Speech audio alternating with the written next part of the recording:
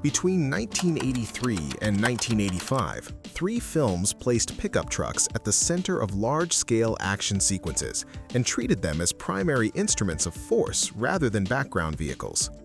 The productions relied entirely on practical effects. If a truck went through a wall was constructed and physically breached. If it was buried, an excavation was dug and filled. When it emerged, the engine was running under its own power. By 1983, computer-generated imagery existed in limited applications. Tron, released in 1982, had incorporated early digital imagery, but the technology was not capable of replacing full-scale vehicular stunt work.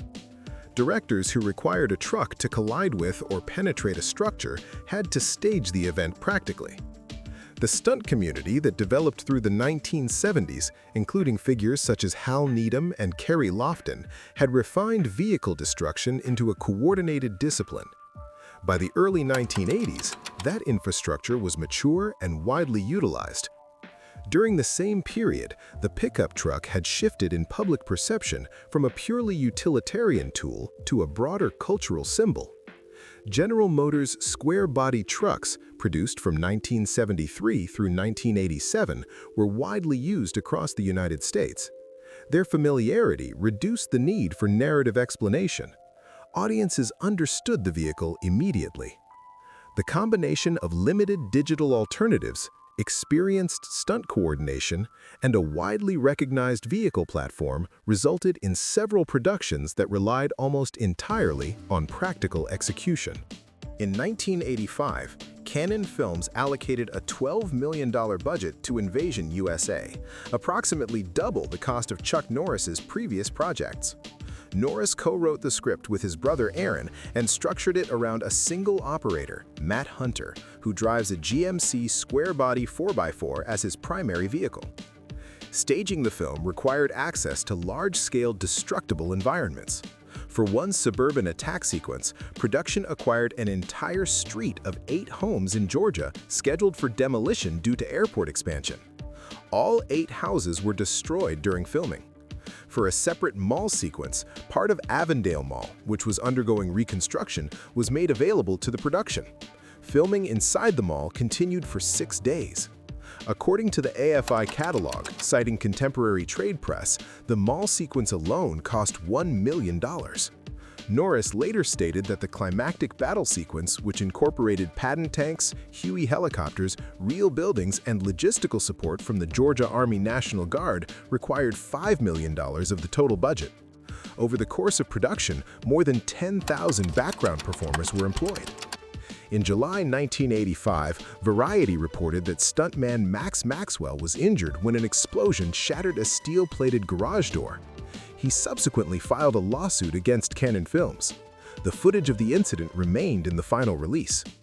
Norris performed a pickup stunt himself, in which he hung from the side of the moving truck while it was driven through shopping center kiosks and windows, as documented in IMDb production records.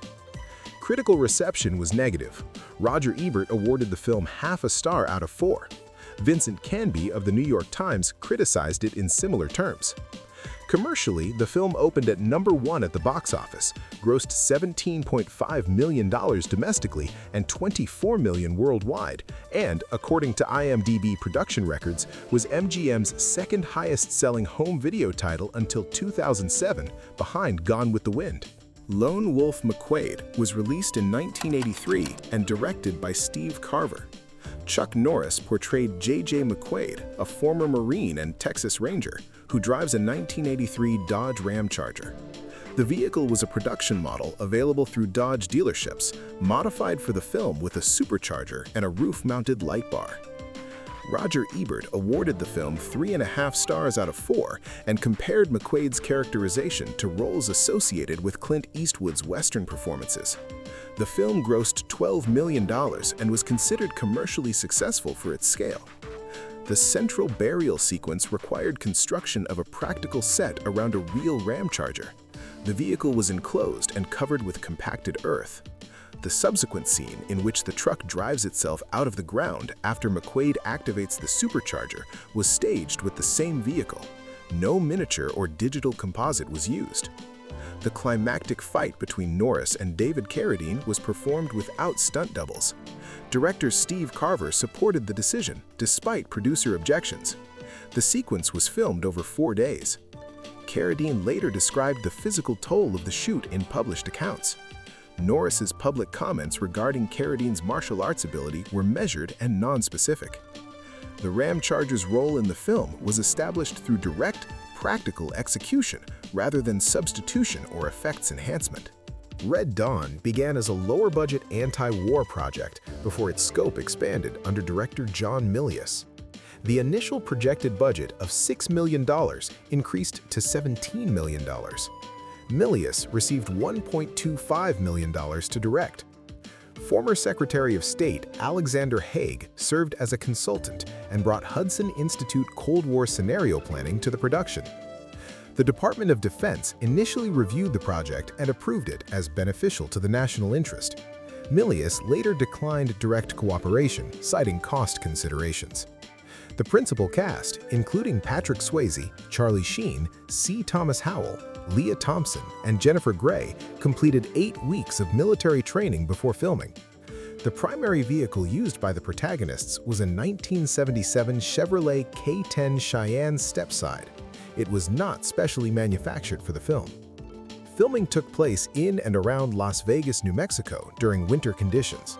Patrick Swayze later described severe cold exposure, including frostbite and hair loss. Production records indicate extreme temperatures during portions of the shoot. The film incorporated no computer graphics, chroma key composites, or miniatures. This is noted in multiple production records and in IMDb documentation. The opening invasion sequence employed 36 parachutists portraying Soviet soldiers. During one jump, 5 were carried off course by wind, with 1 landing in a civilian yard while carrying a prop rifle. The situation was resolved without injury. Red Dawn opened on August 10, 1984 in 1,822 theaters. It grossed $8.2 million during its opening weekend and $38.3 million domestically against a $17 million budget. It ranked 20th in domestic box office receipts for 1984. The film was the first to receive the PG-13 rating after the designation was introduced on July 1, 1984.